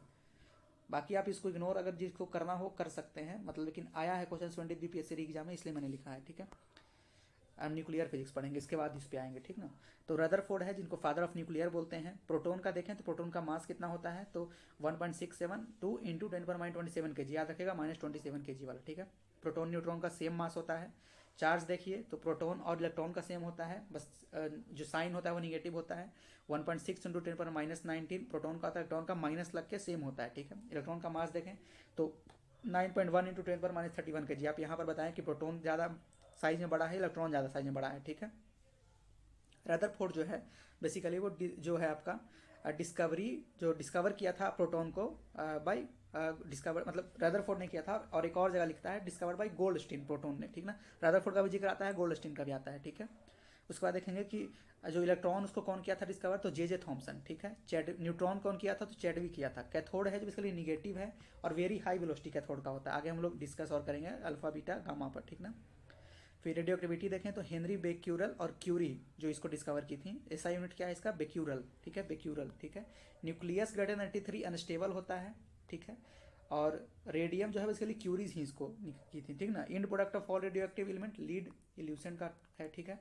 अब यहाँ पे थोड़ा सा देख लेते हैं न्यूक्लियर कहाँ कहाँ पे हमारा है, तो कोवादा न्यूक्लियर प्लांट जो है श्रीकाकुलम में है, ठीक है, आंध्रा, यूएसए के सपोर्ट से बना था। फर्स्ट जो है तारापुर में हमारा महाराष्ट्र में बना है। फर्स्ट इंडिजीनियस जो है, ठीक है, वो कलपक्कम तमिलनाडु में बना। लार्जेस्ट ऑपरेशनल जो है वो कुदन तमिलनाडु में है। जयपुर महाराष्ट्र में जो है बना है, ठीक है, फ्रांस के सपोर्ट से बना है। ककरापुर जो है वो गुजरात में है। रावत भट्टा जो है वो राजस्थान में है, ठीक है। ये देख लीजिए, ये बीपीएससी क्वेश्चन पूछा है किसी एग्जाम में अपने, ठीक है, इसलिए मैंने यहाँ पे लिख रखा है, और अभी तक नहीं पूछा है तो हो सकता है आप पूछ दे। जीरो मास न्यूट्रिनो जो है उसको जीरो मास बोलते हैं, जैसे एग्जाम्पल उसका फर्मियोन हो गया। क्वार्क जो है ना, ये ल्यूसेंट से मैंने उठाया था, सॉरी घटना चक्र से, आप लोग घटना चक्र कर रहे हो ना, आपको ये मिला होगा। क्वार्क जो है फ्रैक्शनल चार्ज है, ठीक है। पोजिस्ट्रॉन जो है फ्रैक्शनल स्पिन का काम करता है। फोनोन जो है इंटीग्रल स्पिन होता है, ठीक है। पाईमेसोन 1947 में डिस्कवर हुआ था। ये क्वेश्चन आया है इसलिए मैं लिखा हूँ, ठीक है, मैं बार बार बोल रहा हूँ, मैं अपने मन से कुछ नहीं लिखता हूँ, ठीक है, या मुझे एक्सपेक्टेड होता है तभी लिखता हूँ। इसका देखें प्रॉपर्टीज, ठीक ना। तो सबसे पहले देखेंगे प्रॉपर्टीज अल्फा। अल्फा हाइड्रोजन जो एक तो चार्ज देखें तो पॉजिटिवली चार्ज होता है, बीटा निगेटिवली चार्ज होता है, गामा नो चार्ज होता है, ठीक है। तीनों का ऑरिजिन न्यूक्लियस है। हीलियम 24, मतलब इसका जो आप देखेंगे ना कि चार्ज में भी ना इसमें हाइड्रोजन हीलियम जो होता है ना कि दो एलिमेंट होता है, ठीक है। अल्फा जो होता है उसको इलेक्ट्रॉन निगेटिवली चार्ज होता है, अल्फा पे +2 लगा होता है, ठीक है, और गामा पे 0 चार्ज होता है, ठीक है। पेनिट्रेटिंग पावर देखें तो बेसिकली आपका फर्स्ट पे आएगा गामा, सेकंड पे आएगा बीटा और थर्ड पे आएगा अल्फा। सबसे ज़्यादा पेनिट्रेटिंग पावर गामा का होता है। और आयोनाइजिंग अगर देखें तो सबसे ज़्यादा अल्फा का आयोनाइजिंग पावर होता है और नीचे की तरफ जाएगा अल्फा बीटा गामा में। और स्पीड देखें तो फिर से गामा वाला, मतलब याद रखें कि बस आयोनाइजिंग छोड़ा के सब में गामा ऊपर होता है, गामा बीटा अल्फा, ठीक है। बाकी सिर्फ आयोनाइजिंग में अल्फा बीटा गामा होता है सबसे ज़्यादा, ठीक है।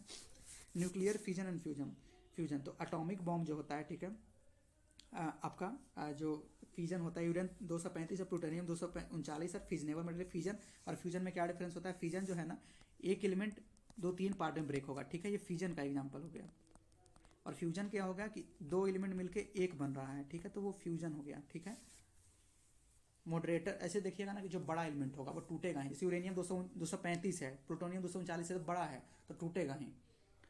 मॉडरेटर देखें तो मॉडरेटर का काम कौन करता है न्यूक्लियर फ्यूजन मतलब या न्यूक्लियर फ्यूजन में, तो D2O प्लस ग्रेफाइट। D2O क्या होता है, H2O जानते हैं ना, वैसे ही D2O ड्यूटेरियम को बोलते हैं, हाइड्रोजन का ही कहिए कि एलोट्रॉप है या और उसका फॉर्म बोलिए। कंट्रोल्ड रोड में किसको यूज करते हैं, कैडमियम और बोरोन को यूज करते हैं। कूलेंट में हाइड्रोजन और D2O को यूज करते हैं। मोस्ट डेंजरस रेडियोएक्टिव पॉल्यूटेंट कौन सा होता है, स्ट्रेंसियम 90 होता है। हाईएस्ट हाफ लाइफ किसका होता है यूरेनियम 238 का होता है। ये सब PYQ में पूछ रखा है, ठीक है। एनर्जी फ्यूजन का फ्यूजन में ज़्यादा होता है एज कम्पेयर टू फ्यूजन में, ठीक है। एनर्जी पर टन थोरियम का यूरेनियम से ज़्यादा होता है, याद रखिएगा। आप लोग पढ़ेंगे सेमीकंडक्टर, फिर साइंटिफिक इंस्ट्रूमेंट, फिर आपका ज़्यादा नहीं है, ठीक है। 2 तरह के सेमीकंडक्टर होते हैं, इंट्रिंसिक और एक्सट्रिंसिक। एक्सट्रिंसिक अगर देखें तो बेसिकली ना इसमें N टाइप और P टाइप होता है। N टाइप निगेटिवली चार्ज होता है, ठीक है, इलेक्ट्रॉन जो होता है मेजोरिटी चार्ज कैरियर इसमें होता है, N से निगेटिव और ऐसे याद रखिएगा, ठीक है। इलेक्ट्रॉन P टाइप होल से मेजोरिटी चार्ज कैरियर होता है। तो बेसिकली ना हम लोग इन जो आपका जो N टाइप है उसमें ऐड करते हैं इम्प्यूरिटीज टू प्योर सिलिकॉन है एक्स्ट्रा इलेक्ट्रॉन के लिए, ठीक ना। फोटोवोल्टेइक सेल बेसिकली क्या है, most suitable for digital application है, ठीक ना। Permeability and electrical resistance of super conductor is 0, याद रखिएगा, ठीक ना। साइंटिफिक इंस्ट्रूमेंट देखते हैं तो एक्यूमुलेटर जो है बेसिकली क्या काम करता है, इलेक्ट्रिकल एनर्जी को स्टोरेज के लिए काम करता है। अल्टीमीटर अल्टीट्यूड को मेजर करने के लिए। एनेमोमीटर विंड को मेजर करने के लिए, ठीक है। ऑडियोमीटर आप जानते ही हैं। बोलोमीटर हीट को मेजर करने के लिए, हीट रेडिएशन को। क्रिस्कोग्राफ जो है ग्रोथ इन प्लांट। देखिए अब कुछ चीज़ ऐसे है ना कि जैसे ऑडियोमीटर हो गया या फिर और भी कोई चीज़, ठीक है, जो एकदम ऑब्वियस है, उसके वर्ड से ही पहचान जाएगा, उसको मैं नहीं लिखा हूँ। मैं क्या लिखा हूँ जो आपको नहीं वर्ड से पहचान पाइएगा। जैसे कलरोमीटर है ना, वो इंटेंसिटी ऑफ कलर बताता है, वो ये नहीं बताता कि कौन सा कलर है, वो इंटेंसिटी ऑफ कलर बताता है। साइक्लोट्रॉन है वो चार्ज पार्टिकल को एक्सेलरेट करने का बताता है, ठीक है। डायनामोमीटर पावर को बताता है। इंडोस्कोप जो है वो basically internal parts of body को बताता है। फादोमीटर जो है department of depth of ocean को बताता है, ठीक है। हाइड्रोफोन जो है साउंड अंडर वाटर, ठीक ना, कि अंडर वाटर के अंदर साउंड जो पानी के अंदर का। हिप्सोमीटर है boiling point of liquid, BP मतलब ये मत समझिएगा blood pressure of liquid, boiling point of liquid. Manometer जो है वो प्रेशर ऑफ गैसेस को बताता है, मेजर करता है, बताने का मतलब मेजर करना। नेफेथोमीटर क्या है, स्कैटरिंग ऑफ लाइट को मेजर करता है। ओडोमीटर डिस्टेंस ट्रेवल को मेजर करता है, 20 BPSC का क्वेश्चन है। ओंडोमीटर फ्रीक्वेंसी ऑफ इलेक्ट्रोमैग्नेटिक वेव को मेजर करता है।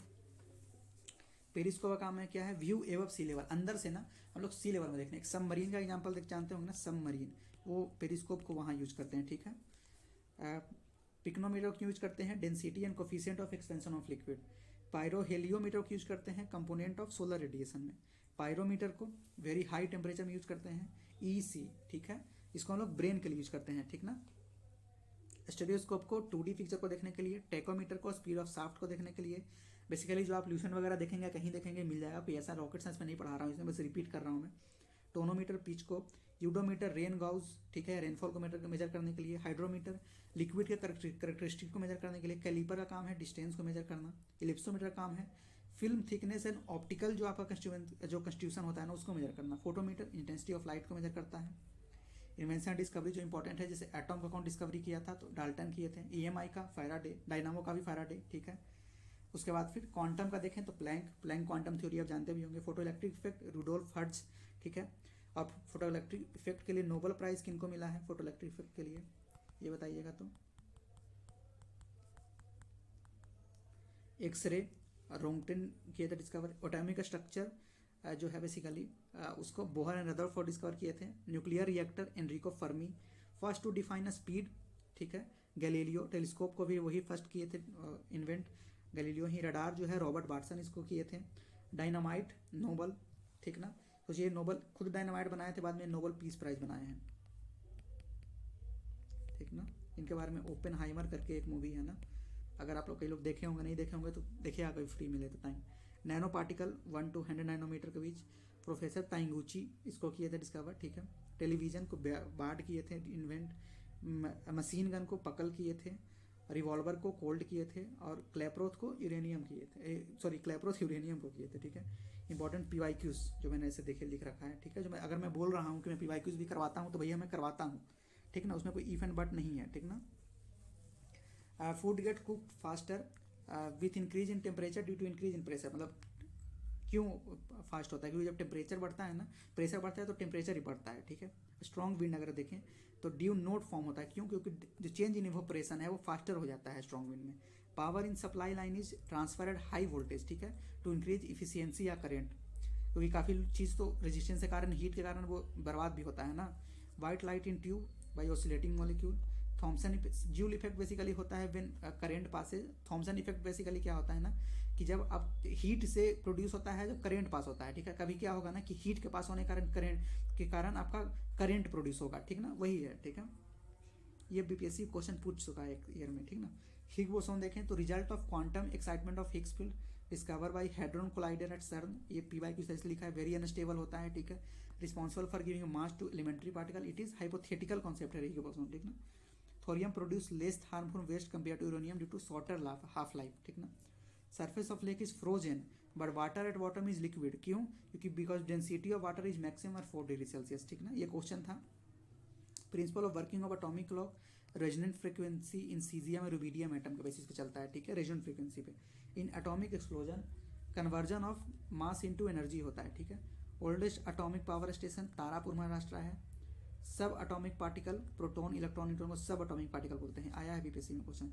16 सितंबर को जो इंडिया आया है, देखिए आपका 71 बीपीएससी में क्वेश्चन था ना, ये मैं लिखा हूँ क्योंकि ये पहले PYQs में आ चुका है, ठीक है, इसलिए लिखा हुआ है, देखिए ऊपर ही में लिखा है इंपॉर्टेंट PYQs, और ये मेरा 75 बीपीएससी का पहले ही से लिखा हुआ है, ठीक है। Thickness of ozone layer measured in Dobson unit, ये भी कहीं क्वेश्चन आया है, ठीक है।